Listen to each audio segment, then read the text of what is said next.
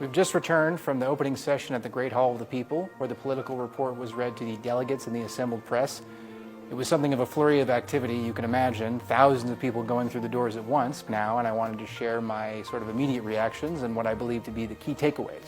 Now, achievements were certainly brought up: the victory over absolute poverty, vast increases in per capita GDP and incomes compared to 10 years ago, but these were front-loaded. They served as preamble to the difficult work that still needs doing to build on these gains and ensure they constitute a permanent foundation.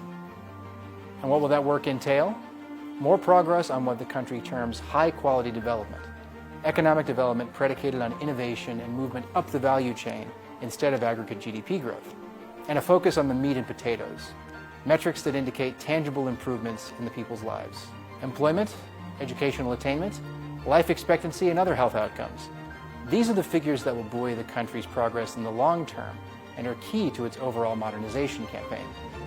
Modernization and development were the most oft-repeated words in the report, and with good reason. Despite decades of advancement, China began its modernization progress from a very low baseline as a mostly agrarian, semi-industrialized country. This has meant a protracted period was required to begin to catch up with the advanced economies who had a century's head start on its own development. So the political report is delivered to each CPC National Congress every 5 years. It's generally considered to be China's most important policy address. It's a very wide-ranging document covering work done on practically all areas of concern, laying out plans for continuing that work, and setting the agenda in terms of an overarching vision for the country. For example, during the report delivered to the 19th Congress, it was announced that the principal contradiction facing Chinese society, the issue underpinning all others, was the contradiction between unbalanced development and the need for a better life.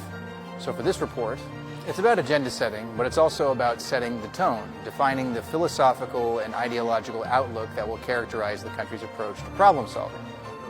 As it enters a new phase of modernization, again with an emphasis on quality over quantity, China must hold steady to its course by continuing to strive forward in all sectors while correcting issues of imbalance that constrain its overall development. Not an easy task, but we will be watching as the country rises to meet it over the next 5 years and beyond.